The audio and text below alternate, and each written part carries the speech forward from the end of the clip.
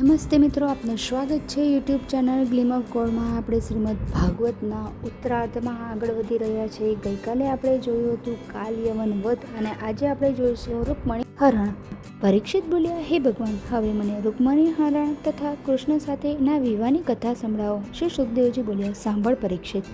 વિદર્ભના રાજા ભીષ્મકને રૂકમી, રૂકમરથ, રૂકમબાહુ, રૂકમદેશ અને મમાલી નામના 5 પુત્ર તથા રૂકમણી નામની પુત્રી હતી. રૂકમણી સાક્ષાત લક્ષ્મીનો અવતાર હતી. કૃષ્ણના ગુણો વિશે સાંભળી એ એમને મનથી સ્વીકારી પોતાના પતિ માનવા લાગી હતી. ભીષ્મક પણ પુત્રના લગ્ન કૃષ્ણ સાથે કરવા માંગતા હતા, પણ ભીષ્મકનો મોટો પુત્ર રૂકમી કૃષ્ણનો દુશ્મન હતો.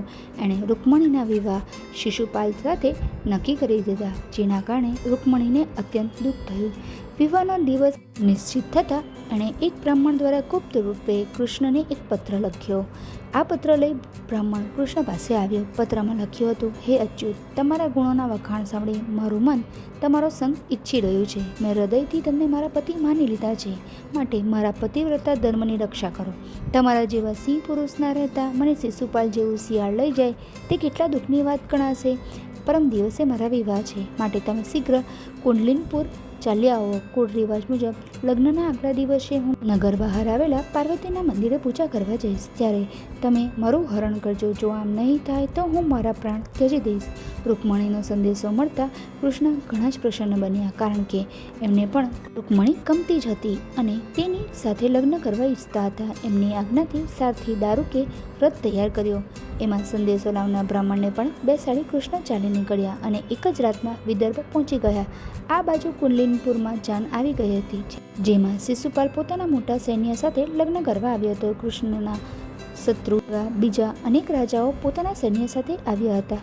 બધાએ નક્કી કર્યું હતું કે જો કૃષ્ણ રૂકમણીનું અપહરણ કરે તો બધાએ ભેગા મળી કૃષ્ણ સાથે યુદ્ધ કરવું. આ કારણથી તેઓ એમની સાથે વિશાળ સેનાઓ લઈ આવ્યા હતા.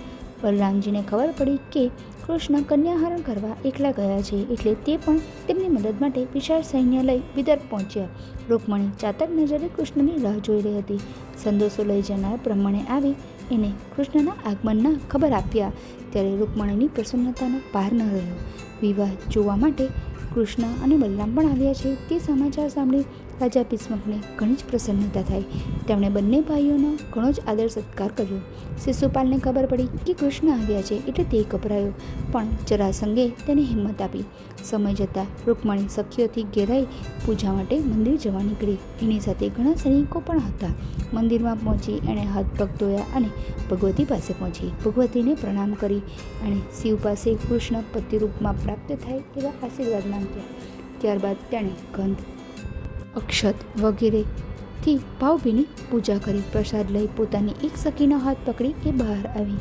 ત્યારે એકાએક કૃષ્ણ ત્યાં આવી પહોંચ્યા. એમણે હાથ પકડી રૂકમણીને રથમાં બેસાડી દીધી. ચારે બાજુ બૂમાબૂમ થઈ ગઈ કે કૃષ્ણ રૂકમણીનું અપહરણ કરી રહ્યો છે. આ સાંભળી કૃષ્ણને પકડવા માટે બધા રથની પાછળ દોડ્યા. પીછો કરતા સૈનિકોને કૃષ્ણએ બાણ વર્ષા કરી પરાજિત કરી નસાડી મૂક્યા. જરાસંઘ વગેરે આ અપમાનને સહન કરી શક્યા નહીં, એટલે ક્રોધથી ધુઆપુઆ થઈ ગયેલા બધા રાજા સેના લઈ શ્રી કૃષ્ણની પાછળ દોડ્યા. શ્રી કૃષ્ણ પણ એમનો સામનો કરવા લાગ્યા. ત્યાં જ બલરામજી પણ પોતાના વીર યોદ્ધાઓ સાથે આવીને દુશ્મન ઉપર તૂટી પડ્યા. ભયંકર મારકાપ ચાલી. જરાસંઘ વગેરે મેદાન છોડી નાસવા લાગ્યા. શિશુપાલ પોતાના પાટનગર પાછો ફર્યો, પણ પોતાના અપમાનથી ગવાયેલો રૂકમી કૃષ્ણને મારવાની પ્રતિજ્ઞા કરી એને પડકારવા લાગ્યો. એના અને કૃષ્ણ વચ્ચે ઘોર યુદ્ધ થયું. કૃષ્ણે એના રથને છિન્ન ભિન્ન કરી નાખ્યો અને એના હથિયારો પણ ભાંગી નાખ્યા. એ રથમાંથી કૂદી કૃષ્ણ તરફ ધસ્યો. કૃષ્ણે એની ઢાલ, તલવાર વગેરે ભાંગી નાખ્યા અને એને પકડી મારી નાખવા તત્પર બન્યા. પરંતુ એ જ વખતે રૂકમણી કૃષ્ણના ચરણોમાં પડી કહેવા લાગી, હે દેવાધિદેવ યોગેશ્વર, મારા ભાઈની હત્યા ન કરો. એટલે કૃષ્ણે એને માર્યો નહીં, પરંતુ રૂકમણીના દુપટ્ટાથી બાંધીને એના દાઢી મૂછ કાપી નાખ્યા. બલરામજીએ પણ કૃષ્ણને ઠપકો આપતા કહ્યું કે ગમે તેમ તોય એ આપણો સંબંધી છે, એની સાથે આવો વ્યવહાર યોગ્ય નથી. એમ કહી એને મુક્ત કરી દીધો.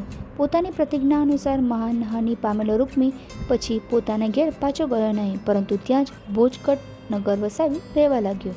રૂકમણીને લઈ કૃષ્ણ દ્વારિકા પહોંચ્યા. ત્યાં એમણે રૂકમણી સાથે વિધિપૂર્વક વિવાહ કર્યો. ભગવતી લક્ષ્મી સ્વરૂપ રૂકમણીને સાક્ષાત લક્ષ્મીપતિ ભગવાન શ્રી કૃષ્ણ સાથે જોઈ દ્વારકાવાસીઓ અત્યંત હર્ષ પામ્યા. આ છે રૂકમણી હરણ નામની કથા.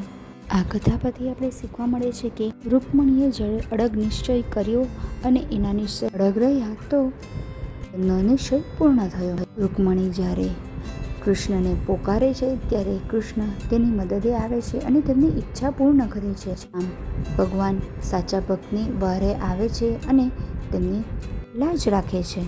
કૃષ્ણ અને બલરામે અન્ય રાજાઓ સાથે યુદ્ધ કર્યું. એ આપણને બતાવે છે કે ધર્મની સ્થાપના અને રક્ષા માટે જો અન્ય કોઈ જ માર્ગ ન હોય તો યુદ્ધ પણ અનિવાર્ય છે. આ કથા નિસ્વાર્થ ભક્તિ, ધૈર્ય, સાહસ અને ધર્મ પ્રત્યેની નિષ્ઠા અને ભગવાન પ્રત્યે અટલ વિશ્વાસ જેવા ગુણો કેળવવાની પ્રેરણા આપે છે. જો આપને આ વિડીયો પસંદ આવ્યો હોય તો વિડીયોને લાઈક કરજો, શેર કરજો અને ચેનલને સબસ્ક્રાઈબ કરવાનું ભૂલતા નહીં. જય શ્રી કૃષ્ણ.